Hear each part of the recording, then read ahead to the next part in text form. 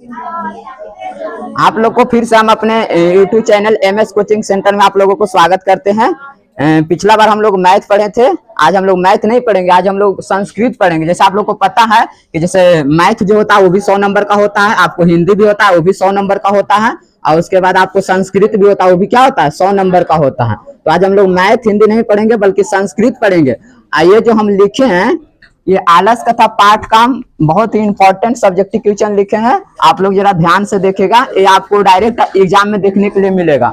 अब प्रत्येक प्रश्न आपको 2 नंबर का रहेगा, टोटल 12 या 16 प्रश्न पूछेगा, जिसमें से आपको 8 प्रश्नों का उत्तर देना है। अब 8 प्रश्नों को छोड़ देना है।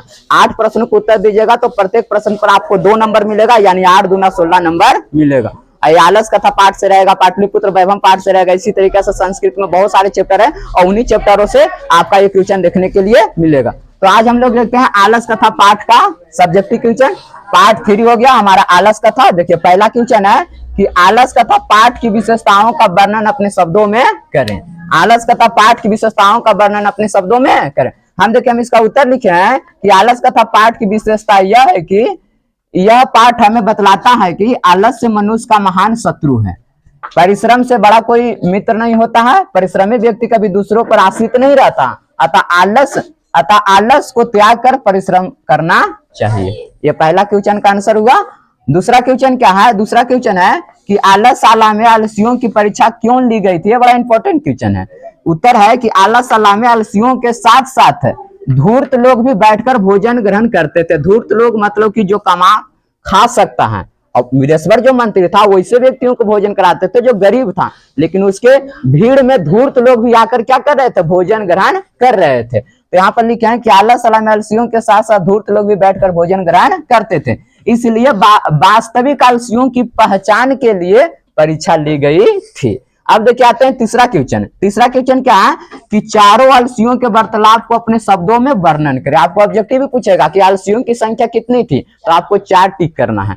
अब देखिए चारों आलसी जो थे वो वार्तालाप कर रहे थे। वार्तालाप क्या कर रहे थे? तो देखिए हम उसका उत्तर लिखे हैं कि चारों आलसी अपने आलसी होने का सबूत देते हुए बात कर रहे थे।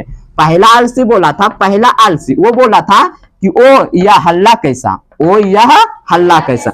दूसरा आलसी बोला था लगता है कि इस आलसशाला में आग लग गई है। तीसरा आलसी बोला था कोई ऐसा धर्मात्मा नहीं है, कोई ऐसा धर्मात्मा नहीं है जो आग पर कंबल या वस्त्र डाल दे जिसे आग क्या हो जाए? बुझ जाए। अब देखिए चौथा आलसी क्या बोला था? चौथा आलसी बोला था ओ बचाल, बचाल मतलब होता है जो बहुत ज्यादा बोलता है। ओ बचाल कितना बोलते हो, चुप क्यों नहीं रहते, चुप क्यों नहीं रह सकते। ठीक है, ये था हमारा तीसरा क्वेश्चन का आंसर। ये क्वेश्चन आपको देखने के लिए जरूर मिलेगा। आप लोग को जब वीडियो हम पूरा बना देंगे या हट जाएंगे तो आप एक स्क्रीनशॉट ले लीजिएगा। अगला क्वेश्चन है, चौथा क्वेश्चन है कि वीरेश्वर मंत्री के स्वभाव का वर्णन अपने शब्दों में करें। यानी वीरेश्वर मंत्री का स्वभाव कैसा था? उत्तर लिखे हैं कि मंत्री वीरेश्वर स्वभाव से दयालु और दानशील थे। मंत्री वीरेश्वर स्वभाव से दयालु और दानशील थे, तभी ना आलसियों को फ्री में भोजन कराते थे। वह अनाथों और निर्धनों को प्रतिदिन भोजन और वस्त्र देते थे। वह अनाथों और निर्धनों को प्रतिदिन भोजन और वस्त्र देते। ऐसा ही नहीं, इसके अलावा भी उन्होंने वस्त्र और भोजन देने के लिए एक आलसशाला का भी निर्माण करा था। वही आलसशाला में प्रतिदिन आलसियों को भोजन कराते थे। अब देखिए आते हैं पांचवा क्वेश्चन। पांचवा क्वेश्चन क्या है कि विद्यापति कौन था? उन्होंने किस पुस्तक की रचना की है? पठित पाठ के आधार पर वर्णन करें। देखिए उसका उत्तर है कि विद्यापति एक महान कवि थे। विद्यापति एक महान कवि थे। उन्होंने पुरुष परीक्षा नामक ग्रंथ की रचना की। ऑब्जेक्टिव आता है कि पुरुष परीक्षा नामक ग्रंथ किनकी, पुरुष परीक्षा जो किनका लिखा हुआ, तो मारिएगा विद्यापति। उन्होंने पुरुष परीक्षा नामक ग्रंथ की रचना की संस्कृत भाषा